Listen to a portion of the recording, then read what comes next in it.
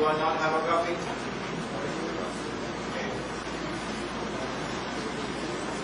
The rabbi said, ask him 3 questions,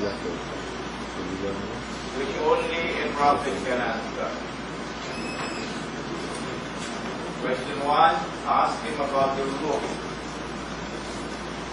Question 2, ask him about the great traveler who traveled the 2 ends of the earth.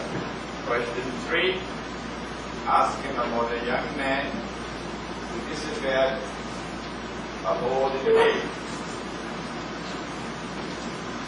The answers came down in Revelation. The answer to question 1, ask him about the ruh. That answer was placed in Surah Bani Israel, which is Surah number 17. It's also called Surah Al-Isra. But the answers to question 2 and question 3 were placed in Surah Al-Kahf.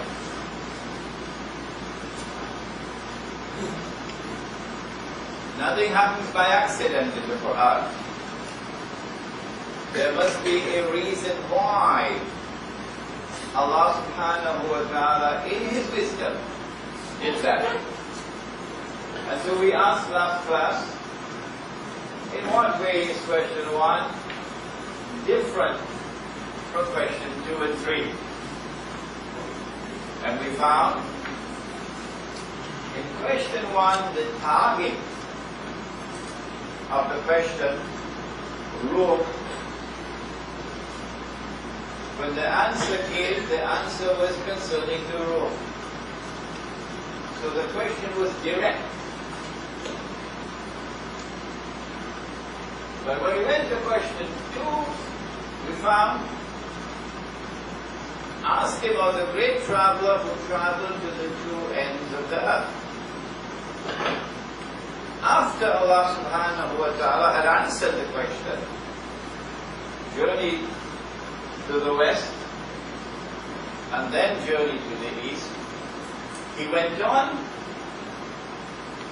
to describe the 3rd journey. And in that 3rd journey, the subject of Ya'juj and Ma'juj emerged. One of the major signs of the last age of Qiyamah, a subject which only a prophet could know.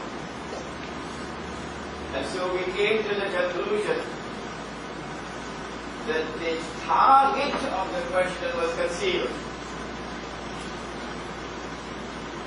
The real target of the question was Magar, but it was concealed. And so question 2 differs from question 1 in that it is concealed. In question 3, since question 3 was answered also in Surah Al-Kahf, and question 2 is answered in Surah Al-Kahf, we now ask, well, what is the difference between question 3 and question 1? If the difference between 2 and 1 is that in 2, the real target of the question is concealed, whereas in 1, the target of the question is revealed, we come to the conclusion that in 3 as well, the real target of the question is concealed. What is the real target of the question? We don't know it yet. So this is the answer to this. In what way is question 1 different from question 2 and 3? In question 1, the target of the question is clear and direct. But in 2 and 3, it is concealed. Now comes the second matter that we discussed in the last class. When Allah answered the first question, His way of responding was, وَيَسْأَلُونَكَ عَنِ الرُّوحِ, and they question thee, O Muhammad alayhi salatu wasalam, about the ruh. They, who are they? Obviously, you cannot deal with this subject without going into the circumstances of the revelation. They being the rabbis. And he identifies the question, the ruh, and the question be concerning the ruh. When he answers question 2, he uses the same method. This is in Surah الكهف. وَيَسْأَلُونَكَ عَنْ ذِي الْقَرْنَيْنِ. And the question be about Zulqarnain, the great traveler. So the method of answering is the same. Confirming the question, confirming who are those who are questioning, and then the answer is given. So there is a similarity now between 1 and 2. But when we come to number 3, Allah does not say, and the question be concerning the young man and the kid. No. That is omitted. And we say nothing happens in the Quran by accident. There must be a reason why it is omitted. And the question be concerning the young man and the kid. In what way, therefore, are 1 and 2 different from 3? The answer that we gave yesterday was, last week, was that Allah answered question 1 directly. You want to know about the ruh? This is the ruh. He answered question 2, even though the target was concealed, he brought it out. You want to know about Gog and Magog? This is Gog and Magog. But in question 3, the target is concealed and he chooses not to reveal it. This is a difference. 1 and 2 and number 3. So he left them guessing. What then is the target of question 3? That's our question. A subject which only a prophet would know. No one else. We use analogical reasoning. Since in question 2, it was one of the signs of the last of Qiyamah. Then in question 3, it should also be one of the signs of Qiyamah. Then we got confirmation that this is correct. When the Prophet ﷺ, he explained, recite Surah Al-Kahf, the first 10 ayat, for protection from the fitna of Dajjal. And that is how we were able to come to the conclusion that the rabbis wanted to know whether Nabi Muhammad alayhi salatu wasalam knew about Gog and Magog, knew about Dajjal, and knew about that tricky question. We explained to you why it was tricky. We don't need to repeat. Having done that in the last class is a very important reasoning. We now, in today's class, give you an introduction to Dajjal. Who is Dajjal? The Prophet ﷺ described him as Al-Masih al-Dajjal. Dajjal, who will impersonate Al-Masih, the Messiah. And so he's called the false Messiah, the great pretender. The Christians call him the Antichrist.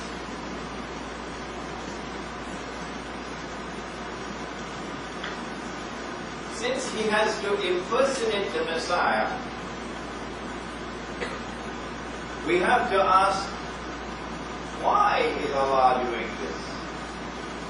And secondly, What does he have to do in order to impersonate the Messiah? And thirdly, what is his modus operandi? What is his method? How does he fulfill his mission? What are his tools and equipment? To answer the first question, why does he have to impersonate the Messiah? Well, that's easy for us, because we know that when Allah subhanahu wa ta'ala sent the Messiah, some of the Banu Israel believed in him. فَآمَنَ طَائِفَةٌ مِنْ بَنِي إِسْرَائِيلَ. But the rabbis, the establishment, rejected him.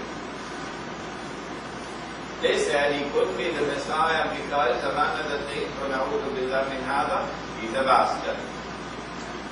And a bastard cannot be the Messiah. We have a lecture on this subject coming up, inshallah, on the 21st of March, to be attend, an Islamic view of the return of Nabi Isa alayhi salam. The lecture was scheduled to be at the Darul Hanan in Province. Unfortunately, those who were waging war on the Sheikh al-Islam have now extended the war to me as well. So, we are being denied the use of that facility. But we try. The people who control that facility are very angry over what is taking place. So there's still a possibility that we can have that mission around Islam, but if not, we are looking to get another place, inshallah. But we are accustomed to this around the world. When they close the door, Allah opens another door. Yes.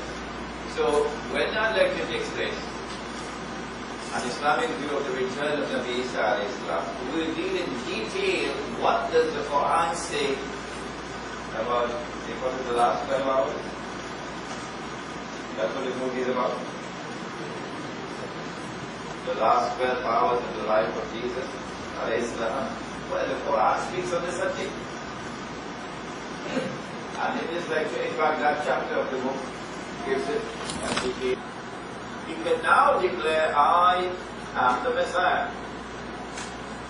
And he can rub his hands and declare, mission accomplished. This then is what Dajjal has to do in order to successfully impersonate the Messiah. Oh, one more thing we can add. Minor matter. He will have to destroy the present Masjid al-Aqsa. And he'll have to rebuild another temple and get the Jews to believe that this is the temple of Solomon, which has now been restored. But you cannot have the Islamic State of Israel, for as far as the Jew is concerned, you cannot have the State of Israel without a temple. So four things the Dajjal has to do in order to successfully impersonate the Messiah and rule the world. Number one, he'll have to liberate the Holy Land for the Jews. Number two, he'll have to cause the Jews to return to the Holy Land, to reclaim it as their own. Number three, he'll have to restore a state of Israel in the Holy Land and get the Jews to believe that this is the Israel of old which has been restored. And number four, he'll have to cause that state of Israel to become the ruling state in the world. Then he will have to himself appear to rule the world from Jerusalem, with a rule which will appear to be eternal. Nabi Muhammad explained that the Dajjal, when he appears, will be a human being. He'll be born of Jewish parents who had never had any children previously, the first child. He will grow up, and the Jewish boy grow up to be a young man, powerfully built, with curly hair.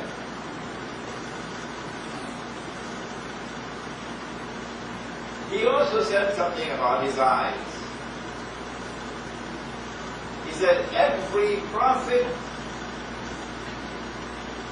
has warned his people about Dajjal. And Nuh alayhi salam, the prophet Noah, warned his people about Dajjal. But I am going to tell you something, said Nabi Muhammad alayhi salam. I am going to tell you something about him which no one has said before me. So this is information of the absolutely greatest importance, and it is saved for the very last, because no prophet after this. What is this information? Dajjal sees with one eye, his left eye. He's blind in the right eye. It looks like a bulging brick. But your Lord is not one eye. Between his eyes, on his forehead, is written the word Kafir. Kafir. And every mu'min will be able to read it. Somebody move the clock from him. Kafir. Kaf. Ba. Ra.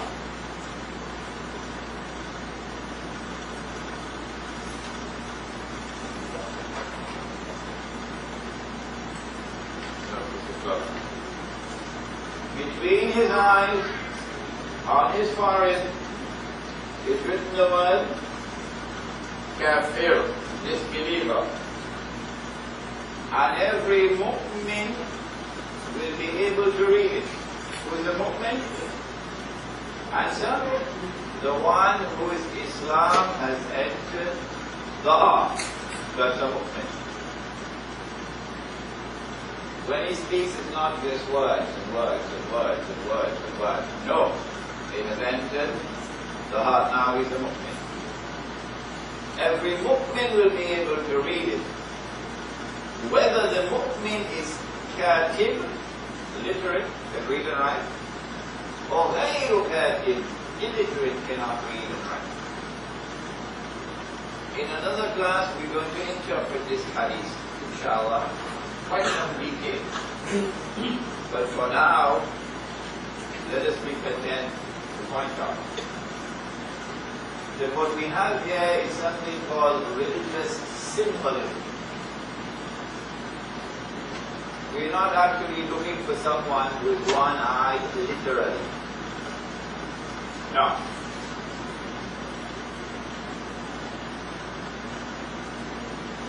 The left eye symbolizes external vision.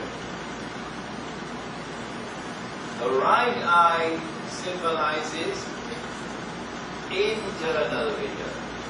Because the Quran points out that the heart can see, and the heart can hear, and the heart can understand. The Quran points this out. So the Quran teaches that we have two means of seeing.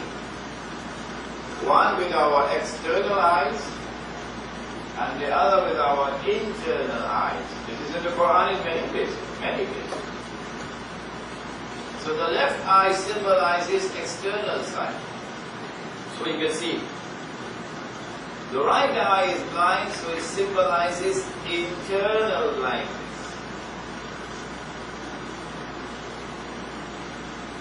And therefore knowledge comes only from external observation and rational inquiry and experimentation. Knowledge does not come from any other source. If it comes from any other source, it will not be recognized as knowledge. It will be declared to be something that should be sent to a place in Orlando called Disneyland. And so there ain't no such thing as revealed knowledge. The sacred scriptures have no secrecies about them. This is a branch of knowledge called epistemology. It's a big word. the branch of knowledge which studies knowledge. The world of Dajjal, the world that Dajjal creates, is a world which will embrace an epistemology that knowledge comes only from external sources. The foundation of religion is belief in a world you can't see. Al-Ghayb. الَّذِينَ يُؤْمِنُونَ بِالْغَيْبِ. A world which cannot be observed with your external observation. But you must believe in it, Al-Ghayb. So the minute you absorb and you accept and you embrace the Dajjal's epistemology, that's the end of religion. Religion is finished. It has no foundation left in it.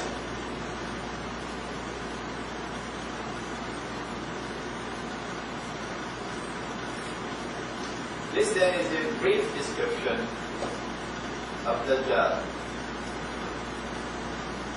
The Prophet ﷺ describes some of his methodology, how he will operate in order to achieve this fabulous feat of one man eventually ruling the whole world.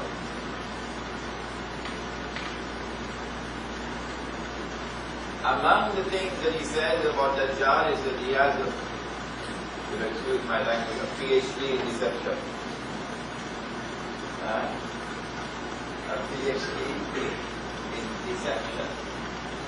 He comes with two things, a river and a fire, said the Prophet ﷺ. This is the language of prophets. Simple words, profound statement. He comes with two things, a river and a fire. But his river is a fire. And his fire is the cool waters of a river. The river, of course, symbolizes heaven, and the fire symbolizes hell. Whoever falls in his river will have his load of sins increased. And whoever falls in his fire will have his load of sins decreased. In other words, Dajjal takes the road to heaven and makes it look like the road to hell, the fire. And he takes the road to hell and he makes it look like the road to heaven, the river. In other words, appearance and reality are completely and totally different from each other whenever the Dajjal strikes. What a thing is will be quite different from what it appears to be. And those who formulate judgment based only on the left eye, external observation, rational inquiry, experimentation.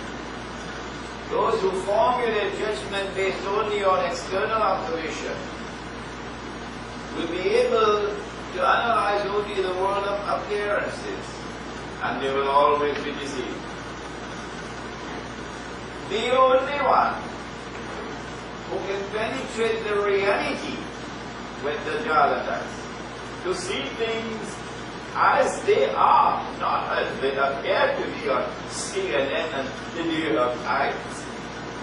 The only one who will be able to penetrate the reality of things when Dajjal attacks is the one who sees not only with the left eye, external observation, but also with the right eye, namely internal, intuitive, spiritual insight, which is something that only the believer has.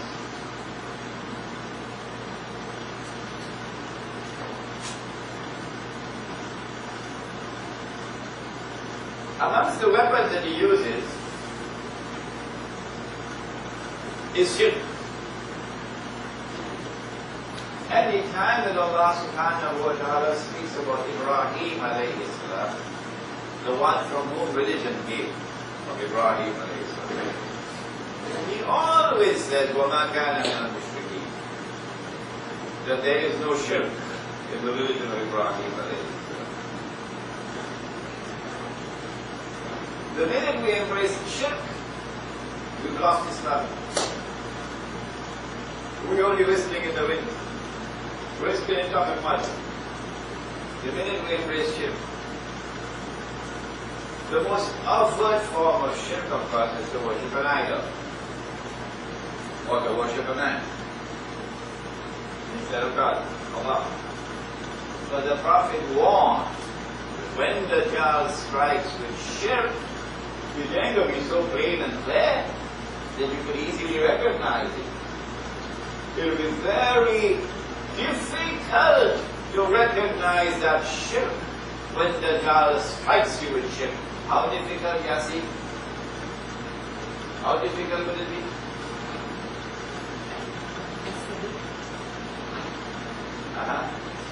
Okay? No. Someone else? Yes, go ahead. Yes, correct. The Messenger of Allah said, when the Dajjal strikes you with shirk, it will be as difficult to see and recognize that shirk as it would be to recognize a black ant on a black stone on a dark night. Did you hear that? A black ant on a black stone on a dark night. Who can see such an ant? Except the one who has a flashlight. Huh? You need light. You can get that light with a PhD from UWI. No. The light that you need to be able to recognize the shirk when the Dajjal attacks is a light which comes only from Allah. Noor from Allah. Noor is not a fellow living in Singapore. Noor means lightness. Light. Allahu Noor as-samawati wal ard. Allah is the Noor of the heavens and the earth. يَهْدِ اللَّهُ لِنُورِهِ مَنْ يَشَاءُ. Allah guides to His Noor whosoever Allah wishes to guide. Our elders knew this subject very well. We live in an age today when knowledge is leaving, departing us. So what was known very well by our elders in Trinidad today is being lost. That Noor. The Prophet said, alayhi salatu wasalam, a hadith of Maulana Ansari is very fond of quoting. Ittaqu firasat al-mu'min. Fear the firasa, the awesome, internal, intuitive, spiritual insight and wisdom. Fear the firasa of the mu'min. The mu'min, the one whose Islam has entered the heart. فَإِنَّهُ يَنْزُرُ بِنُورِ اللَّهِ. Because when he sees with the nur of Allah. The Dajjal attacks not only with shirk, that shirk is today all around us. We should recite Surah every Friday. Friday. Only time we use the word Friday. We shirk. Yeah? We shirk. All the days of the week like that.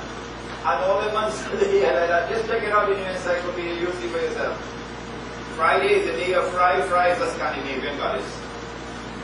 It was Hanuman Day that everybody would recognize. You can't call it Hanuman Day, man. Why do you call it Hanuman Day? You could call it Friday. Friday is a Scandinavian goddess. This is why we always have to be making dua. Oh Allah, kindly forgive us the shirk that we commit knowingly or unknowingly. Knowingly or unknowingly. Kindly forgive us. The shirk is present in the political system. But around the world today, no longer does the political system recognize Allah as sovereign. It does not. It used to be there. The Hindus had it, the Christians had it, the Jews had it, the Muslims had it, everybody had it. A political system would recognize sovereignty above and beyond the world. Until it's gone, a new secular age has come, which recognizes no sovereignty beyond the sovereignty of the state. Allah's authority is no longer recognized as supreme. The authority of the state is supreme. Allah's law is no longer recognized as the supreme law. The law of the state is the supreme law. Allah can make something halal, the state can make it haram. Allah can make something haram, the state can legalize it and make it halal. All of this is shirk. But very few are there who can see and recognize the shirk. The Prophet ﷺ warned that the age of Dajjal would be the age of kathratul riba. Riba, taking control of the economy around the world in the age of Dajjal. That's already with us. The Prophet ﷺ spoke about Dajjal, and he said that the last people to come out of Dajjal will be women. The last people to come out of Dajjal will be women. Remember Kalibala? The last people to come out of Dajjal will be women. And a man would have to return to his home and tie down his wife and sister and daughter to protect and preserve them from Dajjal, indicating that they'll be under his spell, brainwashed. You could warn them and you don't want them, they make no difference, like water falling on the back of a duck. You have to use coercive authority on them to be able to protect them from being seduced by Dajjal. That hadith is today fulfilled in the modern feminist revolution.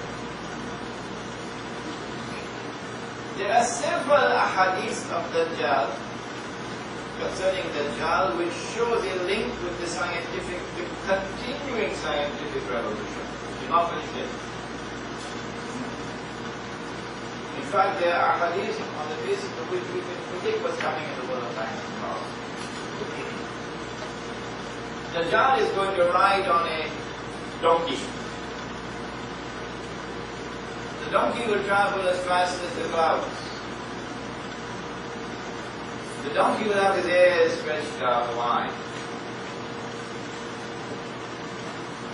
For those who are incapable of sourcing knowledge other than that which is literal, that is, which is through observation. For such people,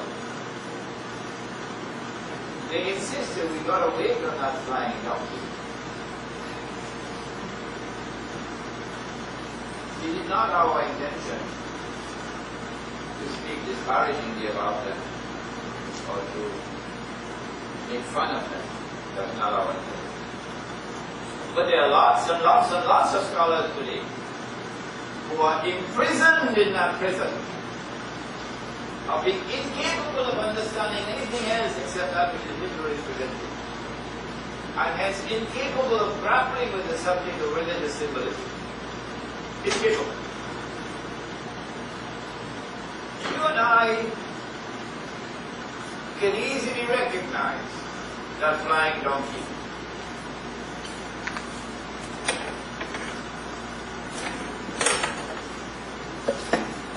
You're going to have to get. You have earlier next time, inshallah. But mashallah that you are here. All the way from Tibaris. You and I can easily recognize that flying donkey, the modern aircraft. Dajjal is going to step in the ocean, and the water will reach him up to his knee, said the Prophet ﷺ. For those who are imprisoned in a literal interpretation, they're going to have to wait for a very tall man, couple miles tall, who will step in the ocean and the water will reach him up to his knee. But you and I who understand Knowledge comes not only from external observation but also from internal intuitive spiritual insight. We see the religious symbolism here and we recognize that it represents the technology which today makes it possible to go down to the bottom of the ocean and pick up pieces of an aircraft, TW-800, and reassemble the whole aircraft 90%, 95%. Dajjal is going to be jumping about between the heavens and the earth, said the Prophet ﷺ. A literal interpretation will require us to wait for a man who is very tall. So when he jumps, his head is going to go beyond the clouds. You've got a long wait for that. You and I can recognize religious symbolism at work here. It represents space travel. It represents the, what do you call that, the shuttle going up and down. There are numerous ahadith which link Dajjal with the continuing scientific and technological revolution. Now, we have to proceed with the subject. All I'm doing here tonight is introducing the subject, touching the mountaintops.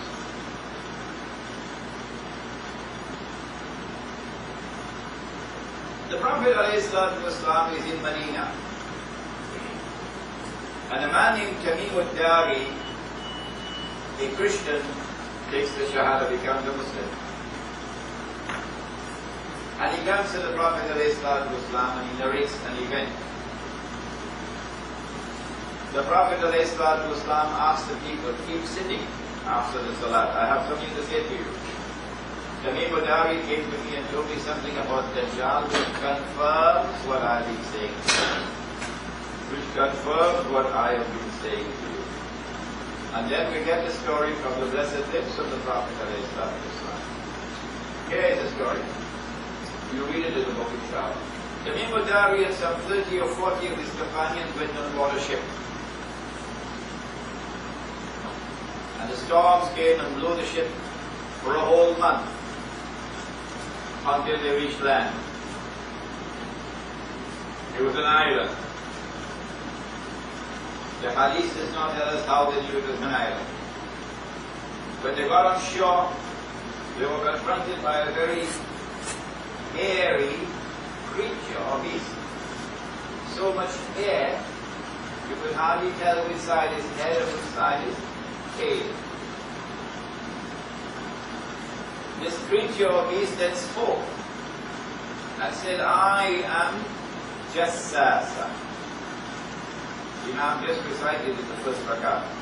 وَلَا تَجَسَّسُوا, do not spy on each other. Come on. So Jassasa, the one who spies, the spy.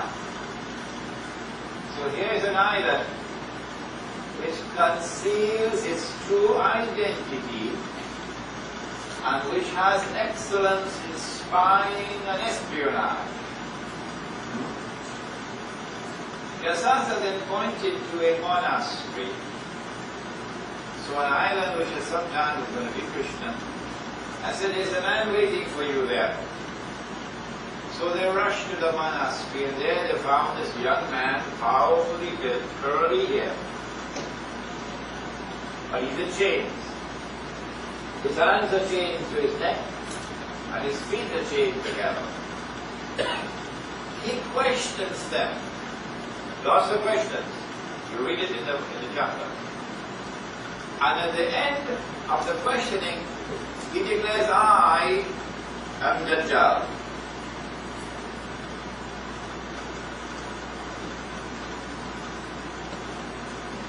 And when I am released, so up to this moment in time, he's not as yet released by Allah subhanahu wa ta'ala.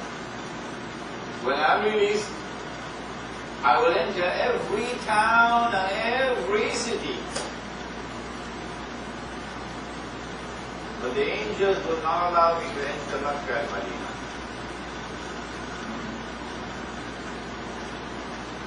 This is the hadith that the Prophet narrated.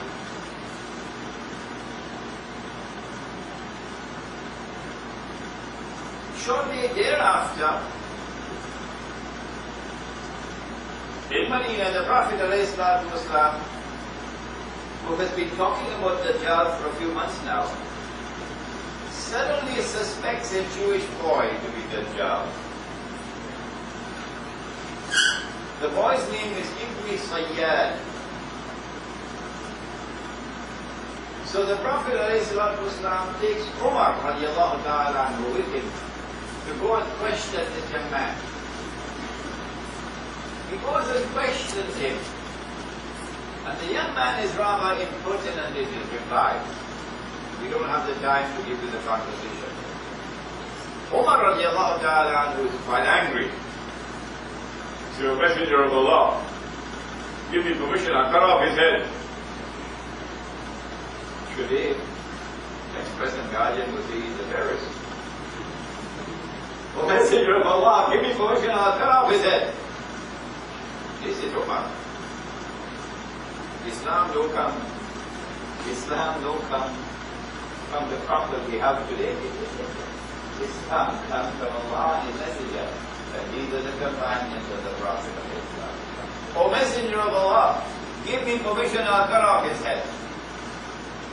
The Prophet replied and said, no, Umar. Now listen carefully. If he is Dajjal, you cannot kill him. Even Umar? That's powerful.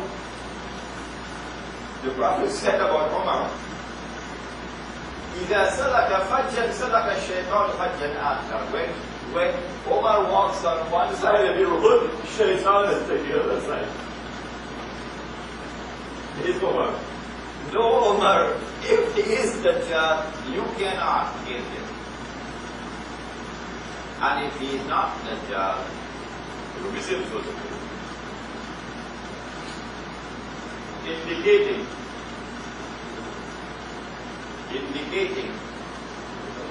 that the possibility exists that he can be Dajjal.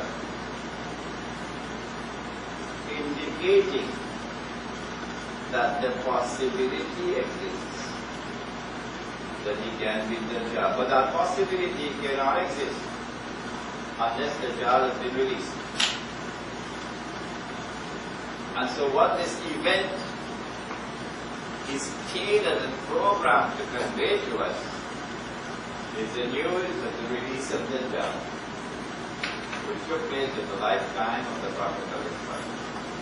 If Dajjal has been released, and he is now commencing his mission to impersonate the Messiah and to eventually rule the world from Jerusalem, the way George Bush is ruling from Washington, where is he?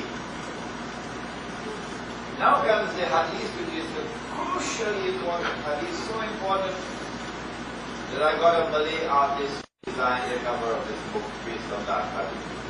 You see 3 circles on the cover of it. Here's the hadith. When Dajjal is released, he will live on earth for 40 days. We took up this subject earlier. You remember the first masjid and the second masjid, that there were 40 years in between? Remember? And we said, wait a minute now. But history, we know, is a couple thousand years, not 40 years. And we realize that there are different dimensions of time. So we don't take this literally. When Dajjal is released, he'll live on earth for 40 days. 1 day like a year, 1 day like a month, 1 day like a week, and the rest of his days like your days. Like your days. No, I put it incorrectly. Yawmun kasanati, a day which will be like a year. Yawmun kashahr, a day which will be like a month. Yawmun kajum'a, a day which will be like a week. وَسَائِرُ أَيَّامِهِ كَأَيَّامِكُمْ, and all his days like your days, meaning all the rest of his days like your days. Now when his day is like our day, he will be in our dimension of time. Okay? So we'll be able to see it. You'll be a young man, you'll be a Jew, you'll be a young man following the early years, etc. Where will he be on earth at that time? Jerusalem. Ruling the world from Jerusalem. That's where he will be on earth. Or where will he be on earth when he is in a day which is like a year, and a day like a month, and a day like a week? This, I believe, is the most important point brought out in this book. For the first time ever, it is brought out in this book. When he is in a day like a year, he is not in our dimension of time, so we can't see him. Similarly, with a day like a month and a day like a week, we can't see him. But he's on earth. Are there angels here? In this room? Of course. Can we see them? No. Can an angel appear in a form that we can see the angel? Yes. Famous example. Jibreel alayhi salam coming to the human being. Are there jinn here? Plenty of Washington. Can we see them? Can we see them? No. Can a jinn appear in our world that we can see the jinn? Which one? Iblis. Iblis appeared as an old man with a walking stick, remember? If you don't remember, you got homework to do. Similarly, Dajjal is in a world where we can't see him, but he's there. And at the last stage of his mission, when his day will be like our day, he will enter into our world, we'll be able to see him. Where will he be when he's released in a day which is like a year? Answer is very simple. He has to be on that island. When he's released in a day which is like a year, he's got to be in that island, which is about 1 month's journey by sea from the Arab world, which conceals his true identity. Outside it looks as one thing, but inside is something else. And which has a PhD in spying and espionage. Which island is it? Don't tell me Singapore. Every time I ask this question in Malaysia, first answer is Singapore. Which answer? Which island is it? My answer. This is my answer. And anyone is free to differ with me and say I'm wrong. But I always say, if you say I'm wrong, you're not allowed to leave the hall. If I'm wrong, you will tell me what's the right answer. And you must give me the evidence to support your answer. It is from this island that the Dajjal must proceed with his mission to liberate the Holy Land, to bring the Jews back to the Holy Land, to restore the state of Israel, and then to cause that Israel to become the ruling state in the world from this island. Which island is it? My answer. And I'm only giving you a small amount of evidence. There's much, much more. In 1917, October 1917, it is the British government which issued the Balfour Declaration that it is the intention of the British government to work for the establishment of the Jewish national home in the Holy Land. In December 1917, it is the British Army led by a British general, Allenby, who defeats the Turkish army, liberates the Holy Land. Between 1917 and 1948, Britain has the mandate power over the Holy Land conferred by the League of Nations. And during that period of time, the Jews are allowed to return, European Jews. In 1948, Britain acts as the midwife for the baby to be born, the state of Israel. And so I have come to the conclusion that the island in the hadith of Tamim al-Dari is Britain. And so when Dajjal is in a day which is like a year, Britain is his headquarters. And I notice that he who wants to rule the world eventually transforms Britain into the ruling state of the world. Suddenly and mysteriously, Britain becomes the ruling state of the world. I'm running out of time. In the First World War, we notice the transformation, the transfer of power from one ruling state to a second. The United States of America replaces Britain and becomes the second ruling state in the world.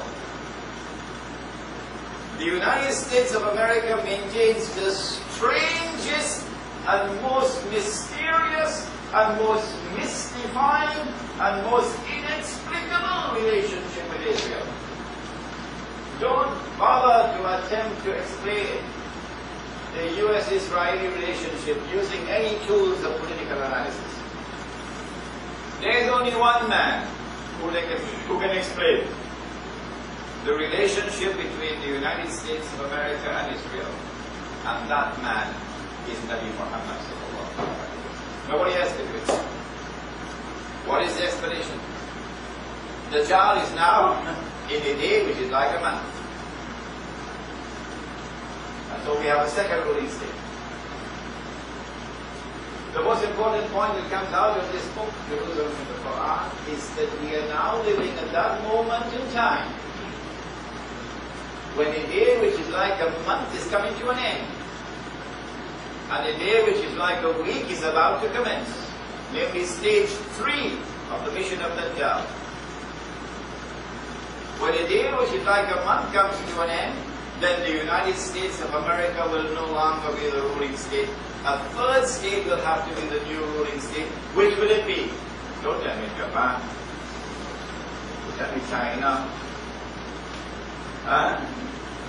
UWI can't answer this. The think tanks in Washington cannot answer this.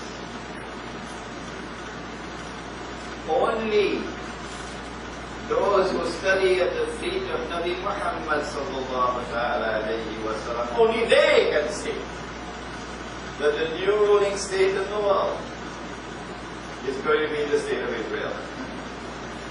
Only they can say. When Israel becomes the ruling state in the world, and Dajjal will have moved to a day which is like a week. How long will a day like a week last? I got this question from Montreal, Chinese scholar in Montreal. We can only make a guess. We cannot speak with precision.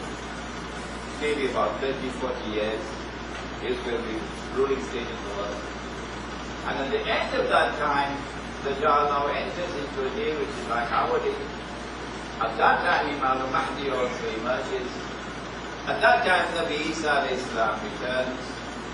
And so those who are young may live to see this. May live to see it. Yes. We are that close now to the end of it. When Nabi Isa al-Islam returns, of course, he will kill Dajjal. And then Allah subhanahu wa ta'ala will destroy Gog and Magog, and that will be the end of the ruling people who are ruling the world. I would like you to read the chapter in the book. Remember, if you do not have a copy and you want to buy a copy, the price is $60. If you have difficulty in paying the $60, we'll give you a discount, inshallah.